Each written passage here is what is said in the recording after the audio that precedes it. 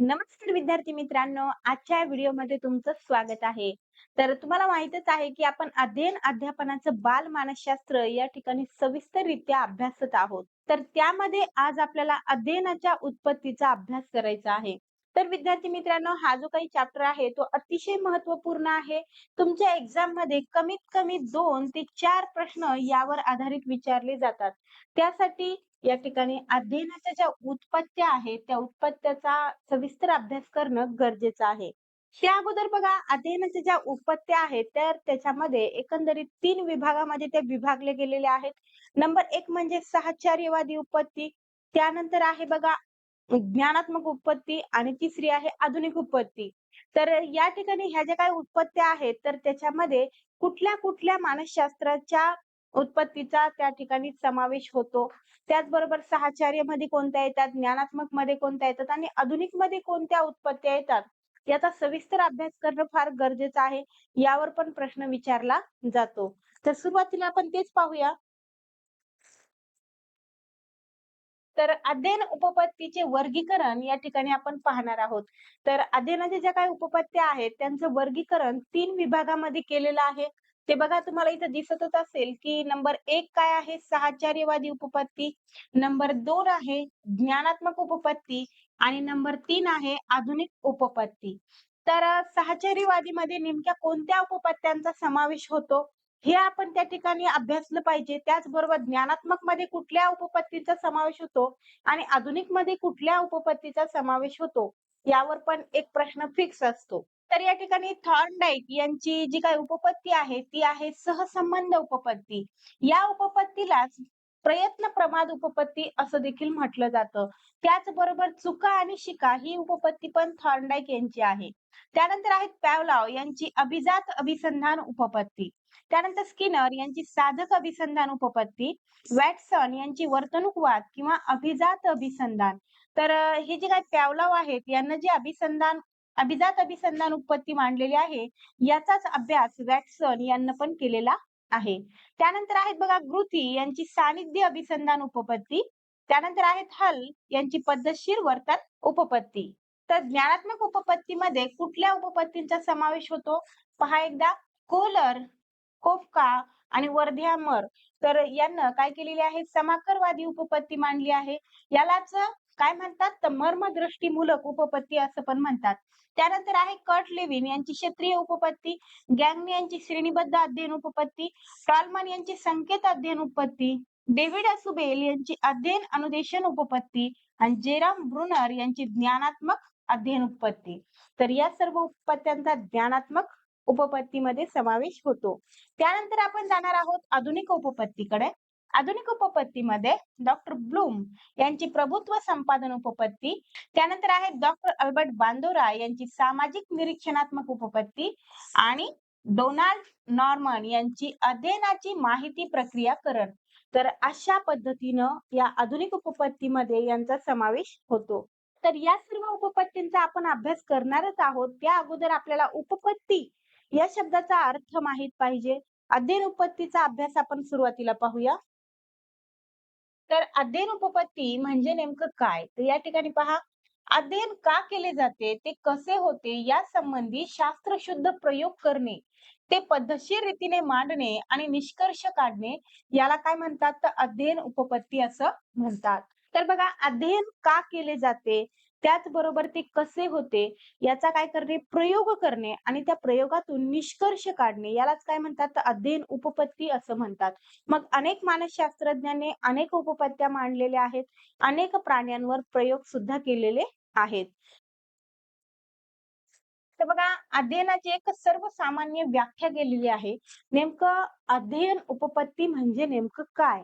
तर बघा अध्ययन उपपत्ती म्हणजे अध्ययन प्रक्रिया कशी चालते, अध्ययनात कोणते घटक येतात, त्याचे परस्पर संबंध कसे असतात, व्यक्तीकडून अध्ययन कसे होते, या अशा विविध प्रश्नांचे स्पष्टीकरण करणाऱ्या विधानांचा समुच्चय होय. या समुच्चय म्हणजेच काय आहे तर अध्ययन उपपत्ती आहे. म्हणजेच काय तर अध्ययन प्रक्रिया चालते कशी, त्याचबरोबर कोणकोणते घटक येतात त्यामध्ये, त्यानंतर त्यांचा परस्पर संबंध काय आहे आणि व्यक्तीकडून अध्ययन कसे होते, अशा पद्धतीचा एकंदरीत अभ्यास म्हणजेच काय आहे? तर अध्ययन उपपत्ती आहे. तर सर्वात अगोदर आपण साहचर्यवादी उपपत्ती जी आहे, साहचर्यवादी उपपत्तीचा अभ्यास करणार आहोत. तर साहचर्यवादी उपपत्ती जी काही आहे, ती 19व्या शतकाच्या उत्तरार्धात तिचा उगम झाला. उद्दीपक आणि प्रतिक्रिया यांच्या संबंधावर विशेष भर यामध्ये देण्यात आला.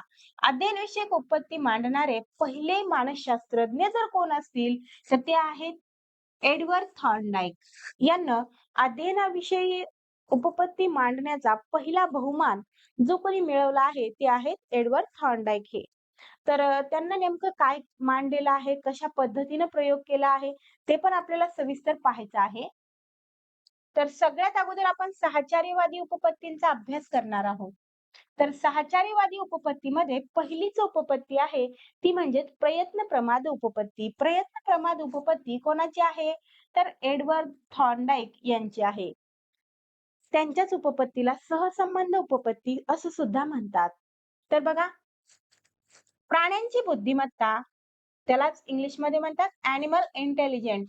या ग्रंथात प्रयत्न प्रमाद उपपत्ती मांडली. तर यासाठी त्यांनी कुत्रा, मांजर, मासे, कोंबड्या इत्यादी प्राण्यांवर काय केलेले आहेत? तर प्रयोग केले आहेत.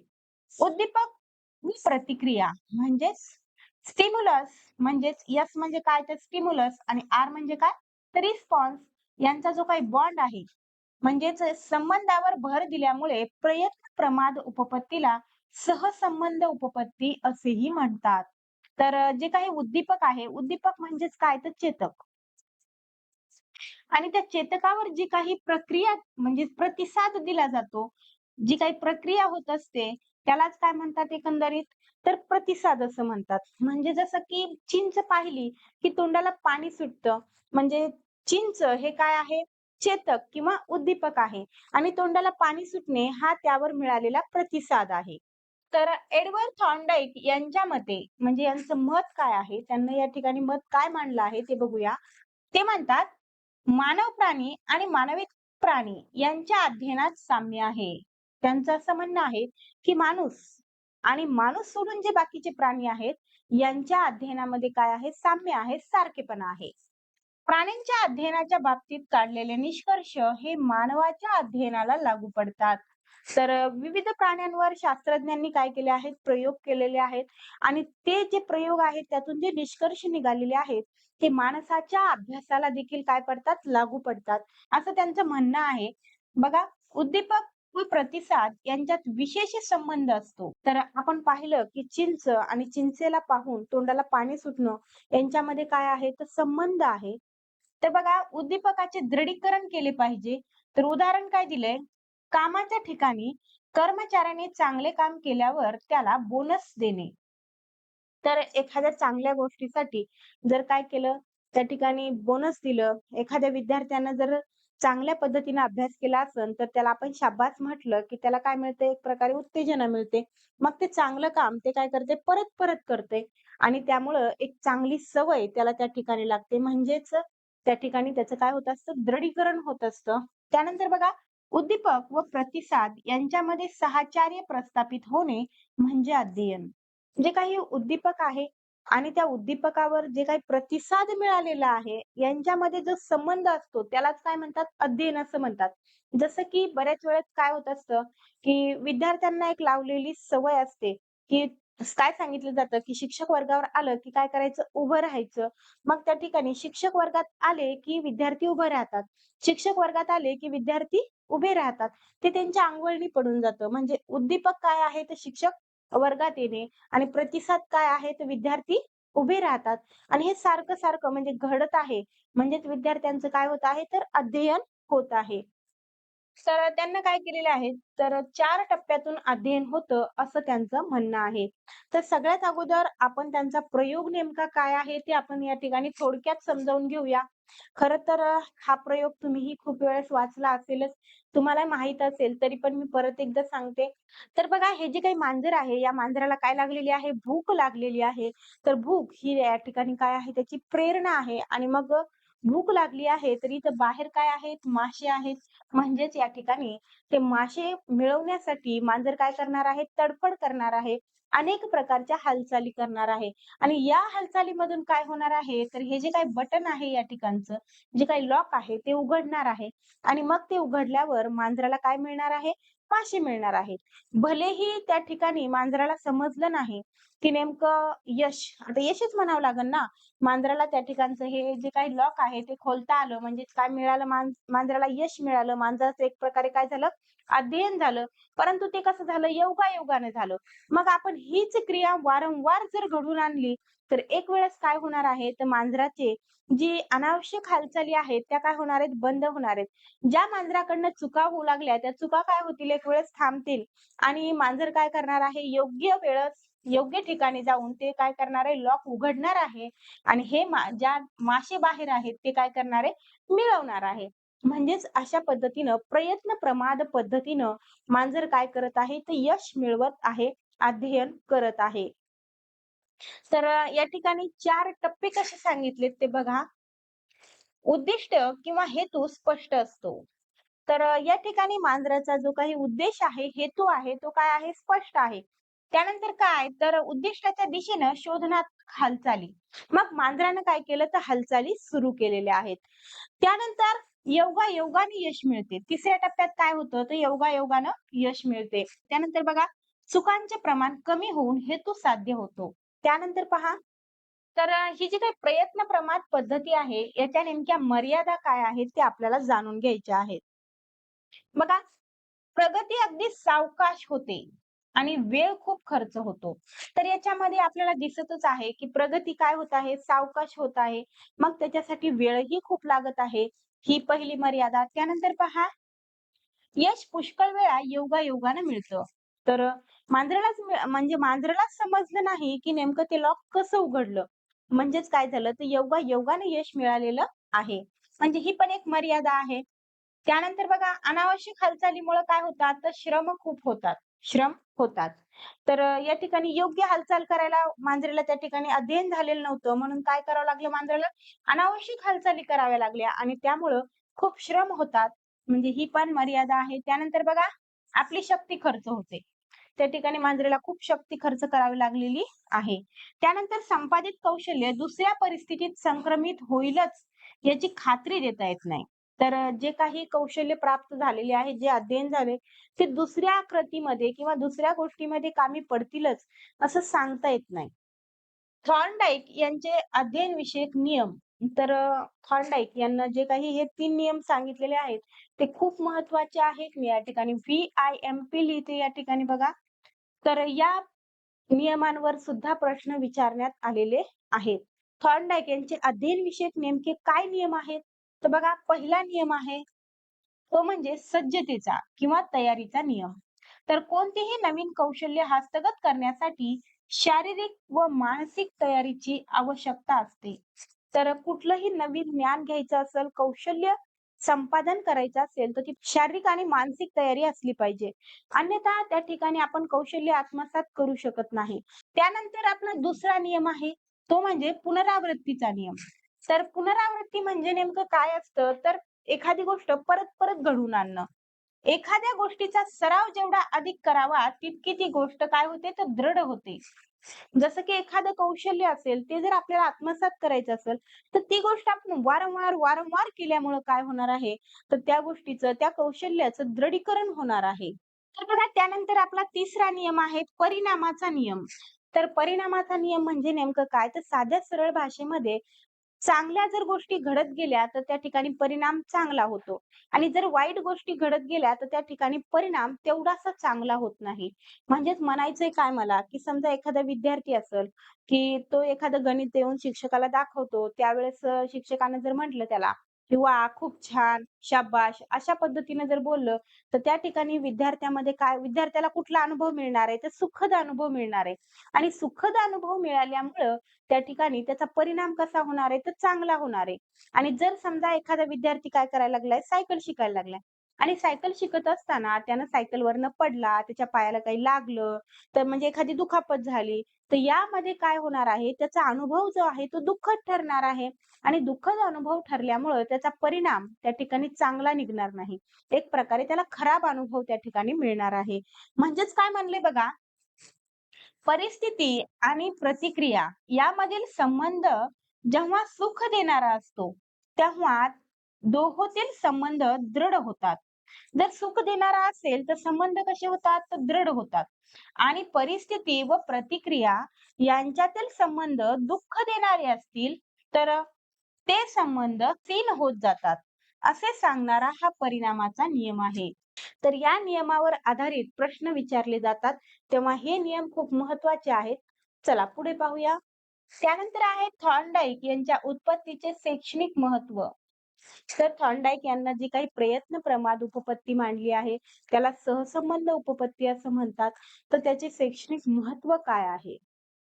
बघा, अध्ययनासाठी गरज ही प्रेरणा असली पाहिजे. मी अगोदरही सांगितलं, की मांजरीला त्या ठिकाणी भूक लागलेली होती.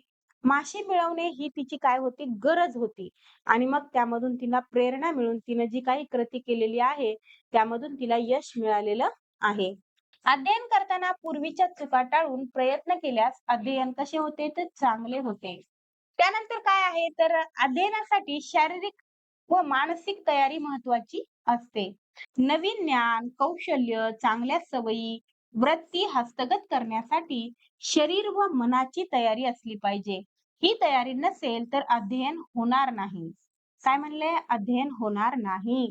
तर नवीन ज्ञान मिळवायचं असेल, एखादं कौशल्य संपादन करायचं असेल, एखादी चांगली सवय लावून घ्यायची असेल, तर त्यासाठी शरीराची आणि मनाची तयारी पाहिजे. तेव्हाच त्या ठिकाणी अध्ययन होणार आहे, अन्यथा होणार नाही.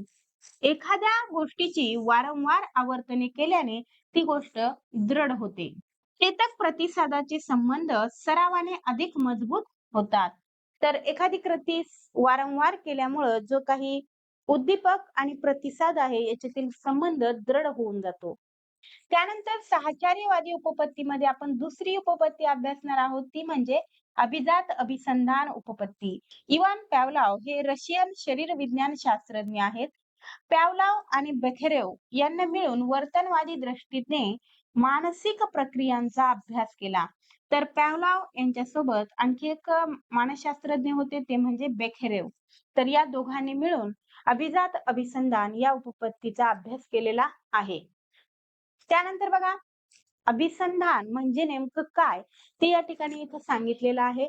अभिसंधान म्हणजे या ठिकाणी पाहूया, एखाद्या प्रक्रियेत नैसर्गिक चेतकाबरोबर कृत्रिम चेतक वापरून कृत्रिम चेतकाद्वारे नैसर्गिक किंवा तीच नैसर्गिक प्रतिक्रिया घडवून आणणे म्हणजेच काय? तर अभिसंधान होय. तर हे आपण प्रयोगाद्वारे समजून घेणार आहोत.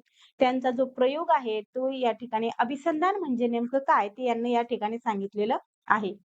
इव्हान पॅवलॉव यांनी कुत्र्यावर प्रयोग केलेला आहे. प्राण्यांचं नाव सुद्धा विचारतात, की कुठल्या प्राण्यावर प्रयोग केला. तर बघूयात आपण.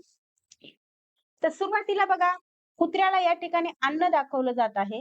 काय केलं जात आहे?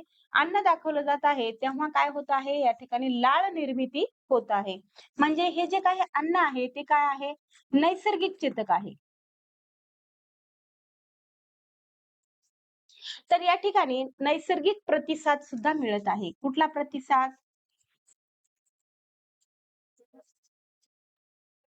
बरोबर आहे की नाही?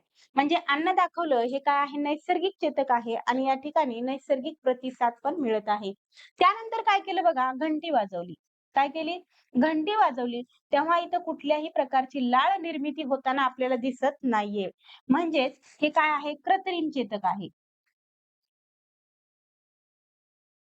हे काय आहे? कृत्रिम चेतक आहे. तर इथं कुठल्याही पद्धतीचा प्रतिसाद कुत्र्यानं दिलेला नाहीये. त्यानंतर काय केलं बघा, तिसऱ्या पद्धतीमध्ये किंवा तिसऱ्या प्रकारामध्ये काय केलं, की घंटा वाजवली आणि अन्न दिलं. ही क्रिया काय केली? वारंवार कुत्र्यासोबत घडवून आणली. म्हणजे अगोदर काय करायची? घंटी वाजवायची आणि लगेच अन्न द्यायचं. म्हणजे ही घंटी ही काय आहे? कृत्रिम चेतक आहे आणि हे अन्न जे आहे ते काय आहे? नैसर्गिक चेतक आहे.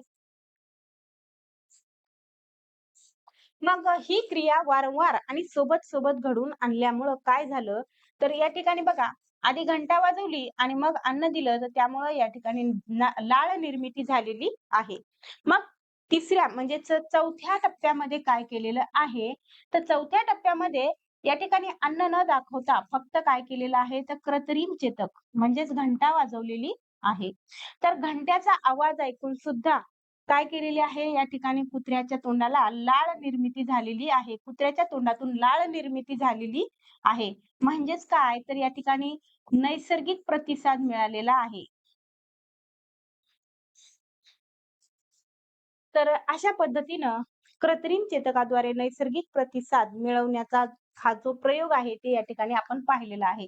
हे पहा इथं कुत्रा बांधलेला आहे आणि हे जे पात्र आहे, ते लाळ मोजण्यासाठी पात्र ठेवलेलं आहे. म्हणजेच या ठिकाणी नैसर्गिक चेतक दाखवल्यावर ज्या पद्धतीनं जितकी लाळ निर्मिती झाली, तितकीच लाळ निर्मिती या ठिकाणी कृत्रिम चेतक पाहून सुद्धा झालेली आहे. त्यानंतर पुढे पाहूया. बघा अभिसंधानाचे फायदे. तर अभिसंधानाचे नेमके काय फायदे आहेत, ते आपण इथं जाणून घेऊया. बघा, अध्ययनार्थ्यांना योग्य सवयी लावता येतात. त्याचबरोबर वाईट सवयी घालवताही येतात. तर जसं की शिक्षक मारतात म्हणून विद्यार्थी काय करतात, जे काही होमवर्क आहे किंवा जो काही अभ्यास आहे ते करून येतात. शिक्षकांची छडी ही काय आहे, चेतक आहे आणि त्याला मिळालेला प्रतिसाद म्हणजे विद्यार्थी काय करतात, अभ्यास करतात. तर एकंदरीत त्याच्यातून काय होते, तर चांगली सवय लावता येते. त्याचबरोबर वाईट सवयी देखील घालवता येतात. अध्ययनार्थ्यांना वाटणारी अकारण भीती, त्यांच्या आवडीचे तसेच चमत्कारिक वर्तन नष्ट करता येते. म्हणजे एखाद्या विद्यार्थ्याला जर गणिताची भीती वाटत असेल, तर गणित वेगवेगळ्या पद्धतीनं शिकवून त्या ठिकाणी काय करता येते, त्यांच्या मनातील भीती आपल्याला घालवता येते. त्यानंतर बघा, नवीन शब्द शिकवताना चित्रांचा, वस्तूचा तसेच आकृत्यांचा उपयोग करता येतो. जसं की लहान मुलांना अगोदर अ अननसाचं म्हणजे आता अननसाचं चित्र काय मला काढता येणार नाहीये, परंतु आपण कसं तरी काढूया थोडं येडवाकड. तर हे काय आपलं अननस आहे. औ. तर बघा हे जे अननस आहे, तर आपण सुरुवातीला काय करतो विद्यार्थ्याला दाखवतो, की कशाचा आहे? तर अननसाचा आहे. मग कालांतराने इथं अननस नाव पण लिहिते म्हणजे नावावरून तरी तुम्ही काय म्हणाल, की हे अननस आहे. तर हे काय आहे? अननस आहे. तर सुरुवातीला काय करता आपण विद्यार्थ्याला तर चित्र दाखवता आणि हे अननसाचं, आ आईचं असं शिकवता की नाही, त्या पद्धतीनं शिकवलं जातं. मग कालांतरानं हे चित्र वगैरे काढून टाकले जातात आणि त्या अक्षराचा संबंध त्या ठिकाणी घेतला जातो. त्यानंतर बघा, वर्गात शिक्षक शिकवीत असताना शांत बसणे, शिक्षक वर्गात आल्यावर उभे राहणे इत्यादी गोष्टी अभिसंधानाने शिकवता येतात.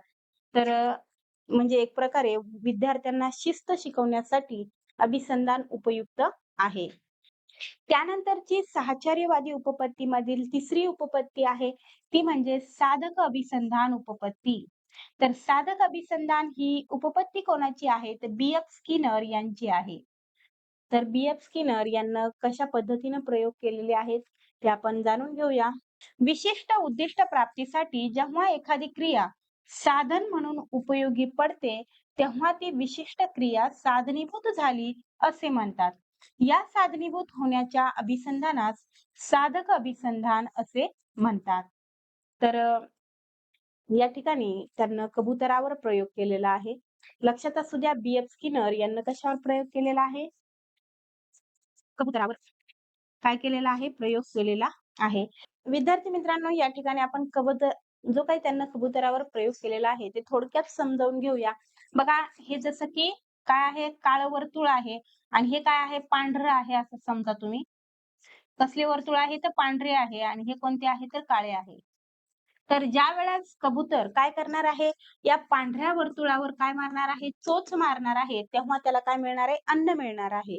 तर काळ्या वर्तुळावर जर त्याने चोच मारली, तर त्याला अन्न मिळत नसेल. तर हे कबुतरानं ओळखून घेतलं आणि ते काय करायचं? फक्त पांढऱ्याच वर्तुळावर काय मारायचं? चोच मारायचं आणि अन्न मिळवायचं. अशा पद्धतीनं हा प्रयोग चालला. त्यानंतर बी.एफ. स्किनर यांना पुढे जाऊन काय केलं? तर 2 दिवे लावले. ह्या पेटीमध्ये काय केले? 2 दिवे लावले. एक म्हणजे हिरवा दिवा आणि दुसरा आहे लाल दिवा. तर बघा, जेव्हा काय असेल, हिरवा दिवा चालू असेल आणि कबुतरानं जर त्या पांढऱ्या वर्तुळावर चोच मारली तरच त्याला अन्न मिळत असे. अन्यथा जर लाल दिवा चालू असेल आणि जर त्यानं पांढऱ्या वर्तुळावर चोच मारली तर त्याला अन्न मिळत नसे. म्हणजे ही केवढी गुंतागुंतीची प्रक्रिया आहे ती सुद्धा कबुतराने काय केलेली आहे, आत्मसात केलेली आहे. त्याचं पण अध्ययन केलेलं आहे. आणि कबूतर काय करायचं तर हिरवा दिवा लावल्यावरच त्या पांढऱ्या वर्तुळावर चोच मारून आपलं अन्न मिळवायचं. अशा पद्धतीनं या ठिकाणी अध्ययन झालेलं आहे आणि ज्या काही गोष्टी म्हणजे साधन म्हणून उपयोगी पडलेल्या आहेत, त्यालाच काय म्हणतात? साधक अभिसंधान असं म्हणतात. तर बी.एफ. स्किनर यांना दुसरी एक उपपत्ती मांडलेली आहे, ती म्हणजे क्रमन्वित अध्ययन उपपत्ती. बघा, साधक अभिसंधान या पद्धतीवर आधारलेली क्रमन्वित अध्ययन पद्धती स्किनर यांना मांडलेली आहे. लक्षात असू द्या, की साधक अभिसंधान या पद्धतीवर आधारलेलीच कोणती उपपत्ती आहे?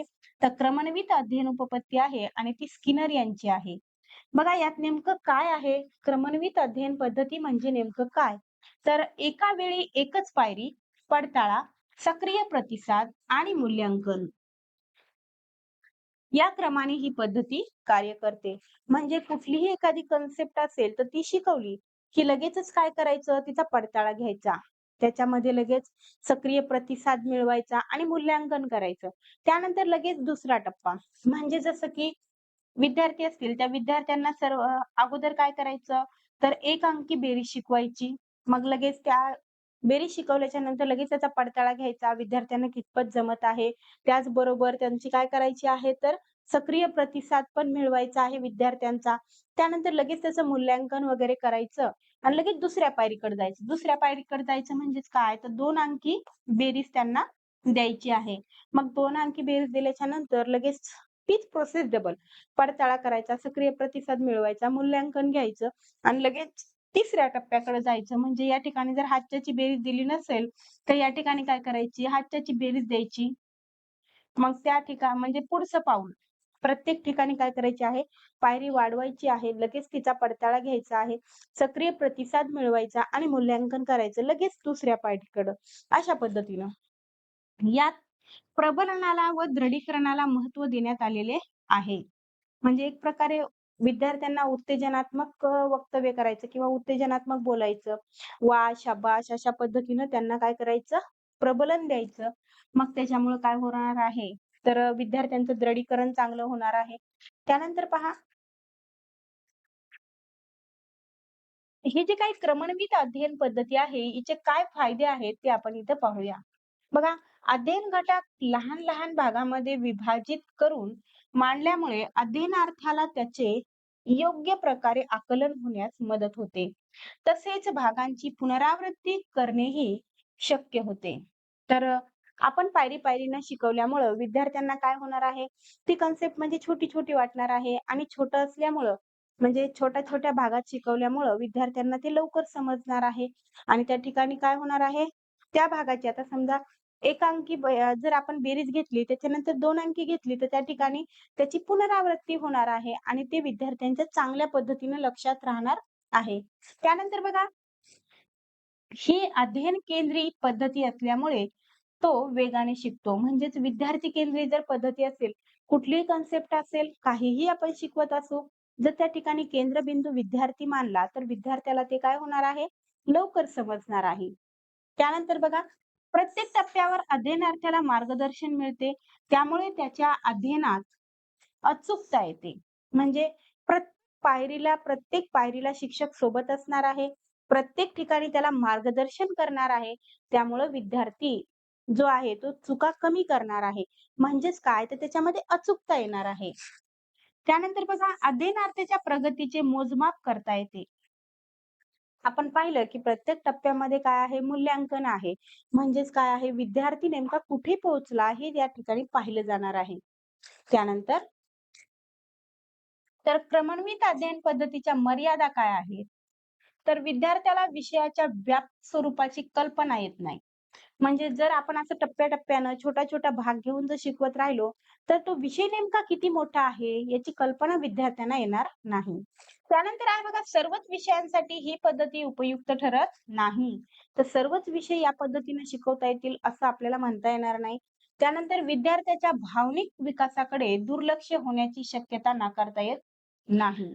तर नेमका भावनिक विकास काय आहे याच्याकडं म्हणजे विद्यार्थ्याचा भावनिक विकास होईलच या पद्धतीनं असं आपल्याला म्हणता येणार नाही. बघा त्यानंतर यासाठी वेळ आणि खर्च जास्त लागतो. आता प्रत्येकाचे टप्पे पाडायचे, प्रत्येक टप्प्याच्या नंतर पडताळा घ्यायचा, सक्रिय प्रतिसाद, मूल्यांकन हे सगळ्या म्हणजे टप्प्याटप्प्याने जायचं म्हणलं, तर वेळ खूप लागणार आहे त्यानंतर.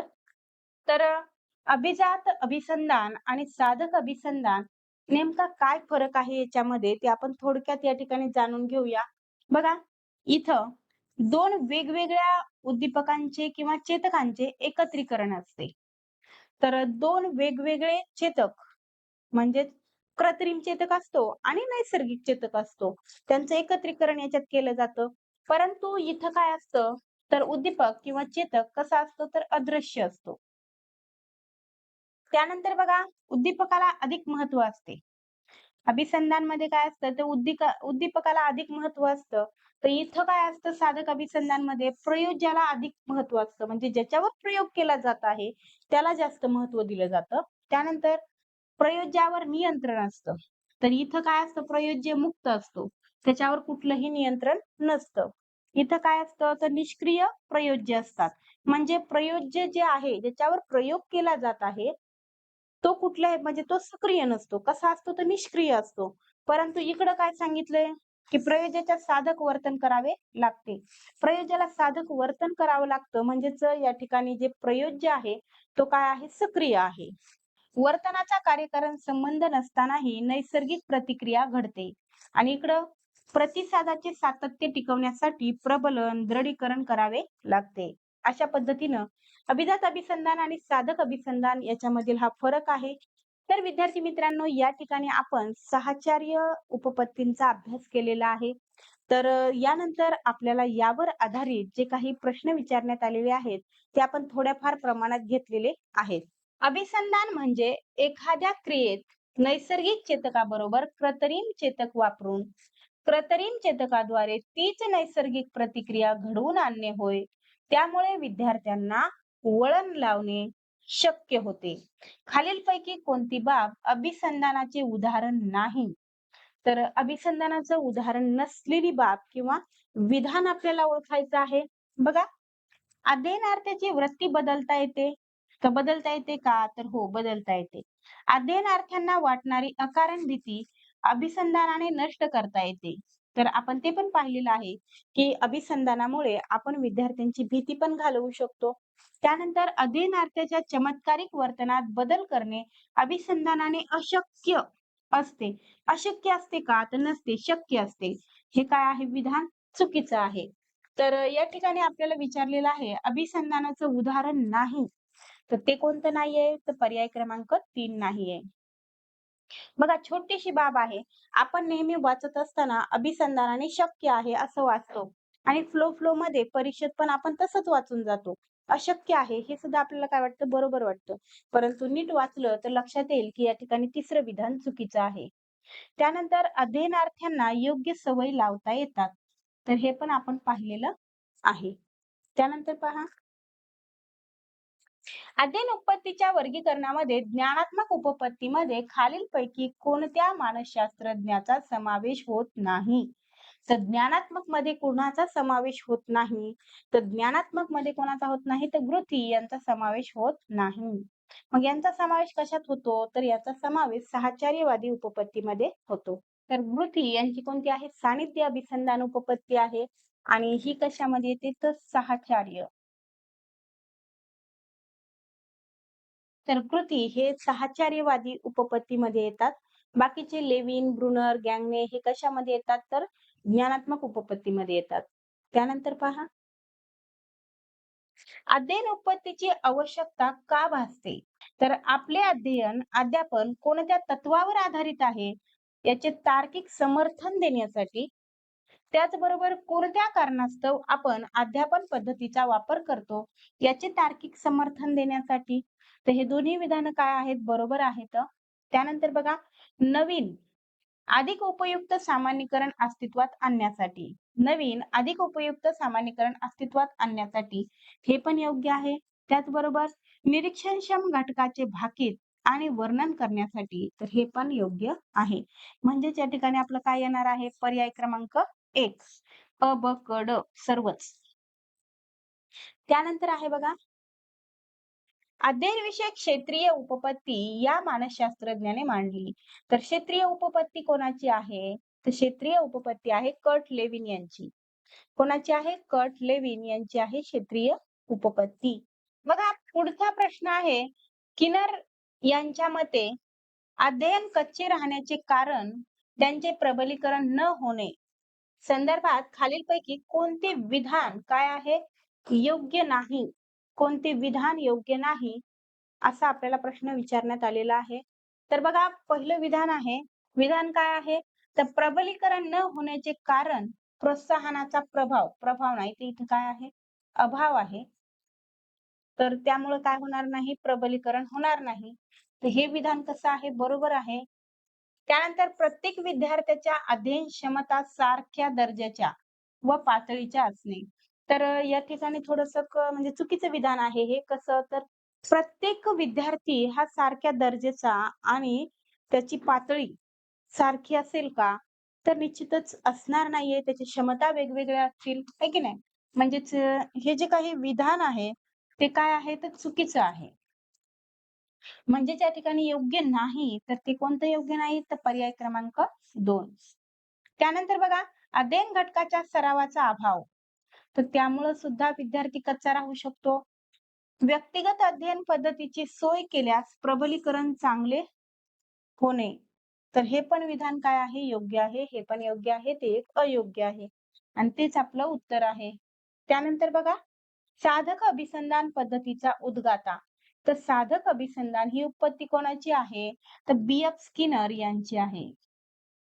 त्यानंतर त्यानंतरचा प्रश्न आहे, एका वेळी एक पायरी ताबडतोब पडताळा सक्रिय प्रतिसाद ही तत्वे असलेले क्रमन्वित अध्ययन खालीलपैकी कोणत्या उपपत्तीवर आधारलेले आहे? तर ते कुठल्या उपपत्तीवर आधारलेलं आहे? तर साधक अभिसंधान. आपण मगाशीच अभ्यासलेलं आहे. तर ते आहे साधक अभिसंधान या उपपत्तीवर आधारलेलं. त्यानंतर प्रश्न आहे, अध्ययन उपपत्तीच्या वर्गीकरणातील साहचर्यवादी उपपत्तीमध्ये खालीलपैकी कोणत्या मानसशास्त्रज्ञाचा समावेश होत नाही? तर आपण जो सुरुवातीला चार्ट पाहिला आहे, त्याच्यावर आधारित हे प्रश्न आहेत. तर याचं योग्य उत्तर काय असणार आहे? तर या ठिकाणी बघा, साहचर्यामध्ये नाही अशी उपपत्ती किंवा असे मानसशास्त्रज्ञ आहेत आसुबेल. तर आसुबेल कशामध्ये येतील? तर आसुबेल येतील आधुनिक उपपत्तीमध्ये. त्यानंतर बघा, सामाजिक निरीक्षणात्मक अध्ययन उपपत्ती यांनी मांडली. म्हणजे कोणी मांडली? तर सामाजिक निरीक्षणात्मक अध्ययन उपपत्ती ही नेमकी कोणाची आहे? तर ती आहे अल्बर्ट बांदुरा यांची. कोणाची आहे? तर अल्बर्ट बांदुरा यांची आहे. त्यानंतर पहा, तर विद्यार्थी मित्रांनो, तुम्हाला हा व्हिडिओ कसा वाटला हे नक्की कमेंटद्वारे कळवा.